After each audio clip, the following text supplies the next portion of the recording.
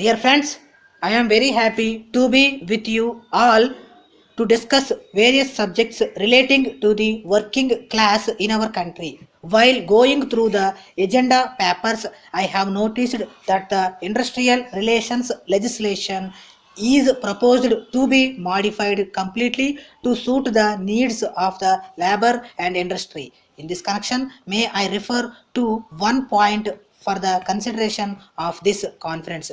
The term appropriate government under the Industrial Disputes Act needs revision. Invariably, in all the public sector undertakings under the control of the central government, if any law and order situation arises, the state as custodian of law and order is bound to intervene and maintain peace in industry. At the same time, they are not able to settle the disputes between the parties as they are not the appropriate government for that matter.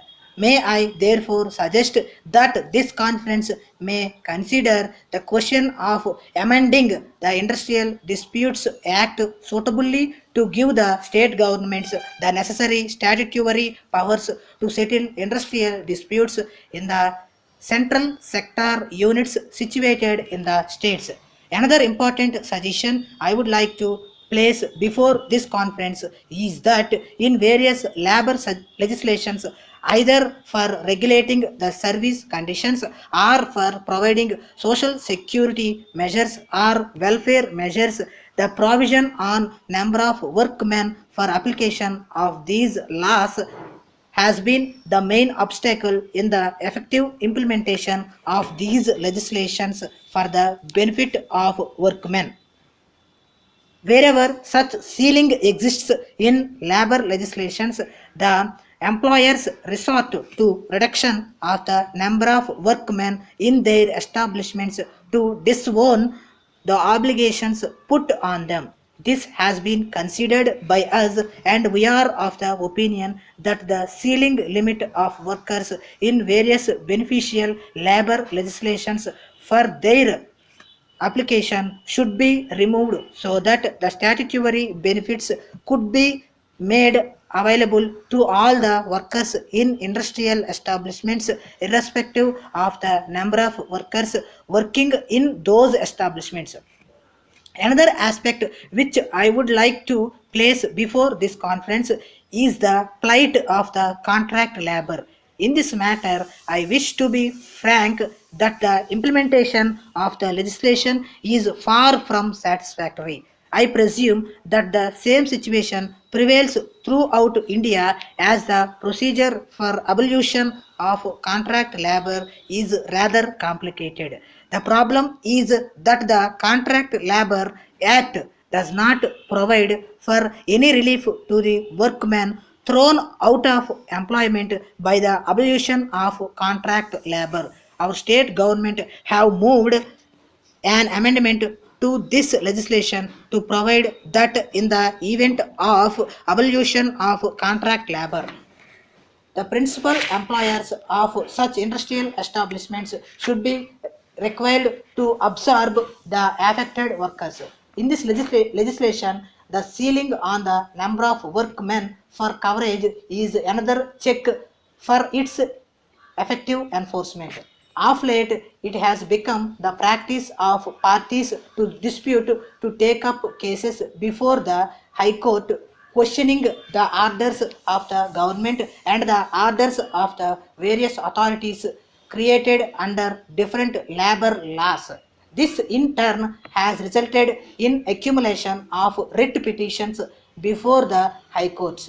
The high courts in all the states have been overburdened with a number of writ petitions filed by the affected persons from different walks of life. This conference may perhaps consider recommending to the Government of India for the creation of special benches in the state high courts exclusively for dealing with writ petitions arising out of the labor matters. This will benefit the employees in securing speedy justice. These progressive measures are essential for the benefit of the workers and the weaker sections of the society. Letter from the manager Chakrapani and Company, Kumbakam, to the proprietor Krishna Traders, Chennai.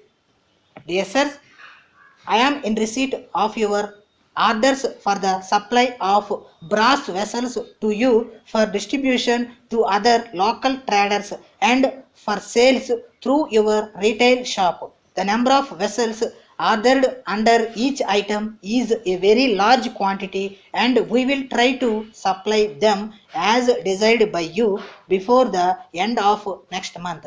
In this connection, I would like to inform you that the quality metal sheets are in short supply.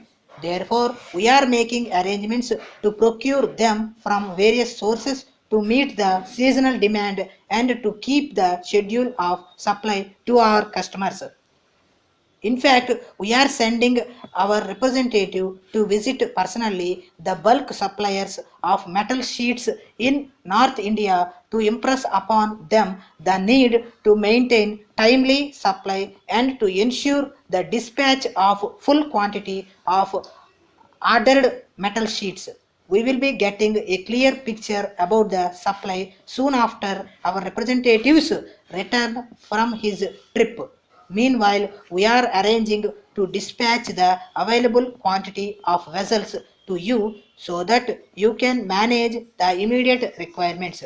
I would like to point out that a sum of rupees 50,000 is still due from you for the supply we made last month. I request you to kindly send this immediately without further delay and oblige. Thanking you, yours.